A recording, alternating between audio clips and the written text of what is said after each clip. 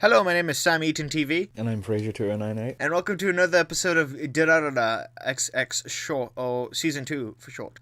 This is episode 9. So what ends up happening in episode 9 is basically Mikado is still in the little abandoned warehouse talking to Aoba, and Aoba's like, be our leader. Be the leader of the blue squares, and stuff like that. And he's like, I'll think about it at home. And Aoba's like, nope, you can't do that. I'm not allowing it. And Salty's there looking through the window like a peeping Tom, and Verona and her little assistant is there to make sure Salty doesn't leave their sights. And so what ends up happening is like it's a battle, not really a battle, it's just like Mikado saying, no, I don't want to be your leader, and Aoba's like, no, you gotta be our leader. And eventually what ends up happening later on is that Salty's phone goes off, and because Shinra's calling, and the reason why Shinra's calling is because the mobsters are there asking where the little girl is, and Shinra's like, oh yeah, she was with Shizuo. That's bad, because Shizuo is apparently framed for committing murder for the 3 gang members, and the head of the mafia bosses or whatever, like, oh, we gotta get Shizuo. But then the more they think about it, the more they realize,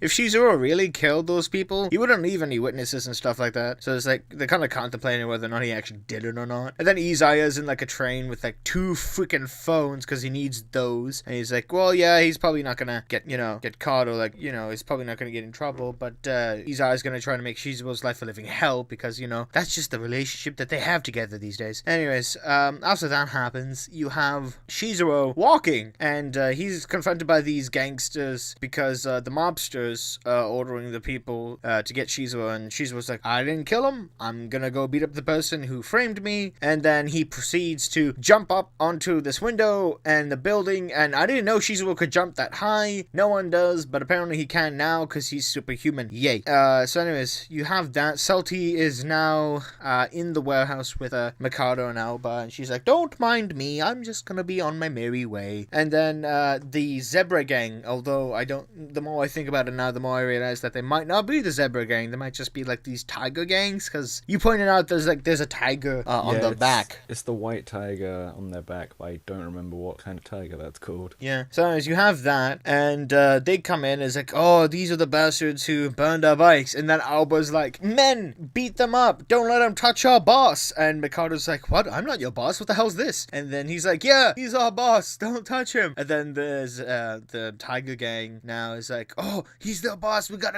don't run away, you little bitch. And Mikado's like, so Mikado leaves with Salty, and Salty goes to where what's her name is Henri, where Henri is with the little girl. And the little girl is confronted by the mobsters because she needs to go home. She ran away from home, and the mobsters know she ran away from home, so they're trying to get her. And Salty's there with Mikado, and then the tiger gang is there, and the tiger gang is trying to get to Mikado, but the mobsters are like, don't make a ruckus in the train station, how dare you yell when there's a little girl present. And then the tiger gang don't really care what they're saying, and start to yell, and they're like, no, we want that punk. And then the mobsters probably confuse the punk for like the punk kid for like the little girl, so they're like, what was this? And then they said brat instead of punk. Oh yeah, they said brat, my bad. Yeah, they said brat, and they're like, what, how dare you? And then they start punching and fist fighting, and then Salty takes Mikado, Henri, and the little girl out, and she transforms her black bike into the majestic horse chariot that it originally was. So there's that, and she gives like the 2 girls like cat-eared helmets, and Mikado just a normal helmet, because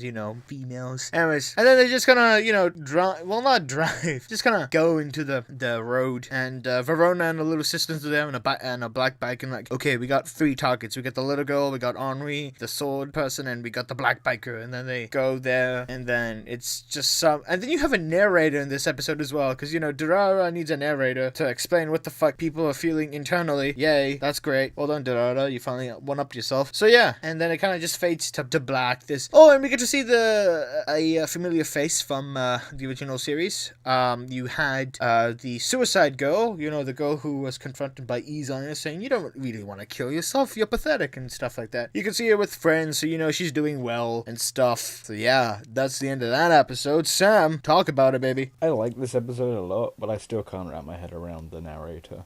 What? Why they even put one in there to begin with? Yeah, because I don't know if it's a character that we know of, because that would kind of make sense, but they've just introduced a narrator on, what is this, episode 9, I think? Yep. Yeah, it's taken them 9 episodes, and only now they're doing a narrator. Yep. So I don't know. Life is cruel.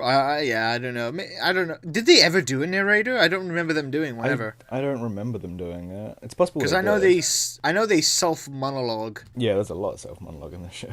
Yep. Oh yeah, guys, Durarara's getting dubbed, so you can see the first episode, I believe, on Crunchyroll Tuesday. So yeah, if you want, you see your Shizuo Izaya. I think that's the only reason why people are gonna watch the show dubbed. Well, they are pretty much the standouts. Yep, Shizuo Izaya, Crispin Freeman as Shizuo. And then, you know, the whole computer talk's gonna help a fucking lot. Yeah, because it is really hard to distinguish who is who on that. Actually, like, in the original series, when they did talk in the computer, they didn't have their real voices. It was just, like, random-ass people. Was that... Oh, really? Yeah, it was random-ass people. And then it wasn't until the second part did you get the real voices, because you knew who the characters were. Oh, okay, I remember that. That's cool. Yep, yeah. See, the more you know. Anyways, yeah, this episode was great. It left me wanting more, and I want to see where this whole big gang war kind of thing's gonna go, because there's only 3 episodes left, so I want to see how they handle this episode, the next couple episodes. Then again, this is just, you know, part 1 of the 3-part set, so if they do end on a cliffhanger, I'm not going to be too surprised. There will be that, probably. Anyways, that has been our opinions. Let us know in the comment section down below your thoughts and opinions of this episode of Durarara, or Durarara in general. If you like this video, like it. Subscribe to both my channel and Sam's channel, link in the description for his. I have been Fraser2098. I have been Fraser298. I have been Sam Eaton TV. I forget. Sorry, I forgot. I'm not Fraser298. You are. I don't know why. You have more subs than me. I forgot. It seems odd that you would say that. Yeah, sorry. I still have to post my lyric video on the new Big Hero 6 movie. Yeah, I forgot about that. Gonna go do some lyrics for Fall Out Boy. Anyways, I've been Sam Eaton TV. I've been Fraser298. And we shall see you in the next episode of Durarara. Stay safe, guys. Bye. Bye.